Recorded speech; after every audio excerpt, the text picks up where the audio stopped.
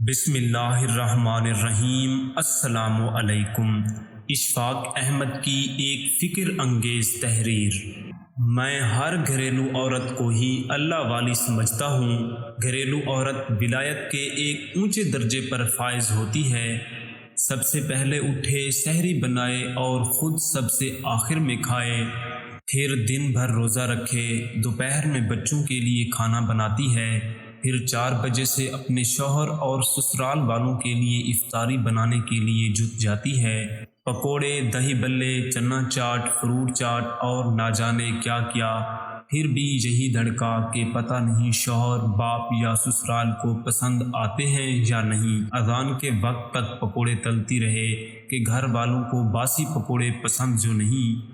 سب روزہ کھول لیں تو وہ مسکین بھی چپکے سے آ کر روزہ کھول لیتی ہے اور تمام گھر والوں کو پوری افطاری کھلانے اور شربت پلانے کی خاطر مدارات کرتی رہتی ہے کہ کسی کے آگے کوئی چیز کم تو نہیں ہو گئی۔ افطاری ختم، لیکن عورت کا کام ختم نہیں ہوا، بلکہ اس کو گھر والوں کے لیے تراویح کے بعد رات کا کھانا بھی تیار کرنا ہے۔ سارے گھر کا کام ختم کر کے آدھی رات ہو جاتی ہے، اور ہاں، اسے صبح 3 بجے اٹھنا بھی تو ہے اور برتن بھی دھونے ہیں۔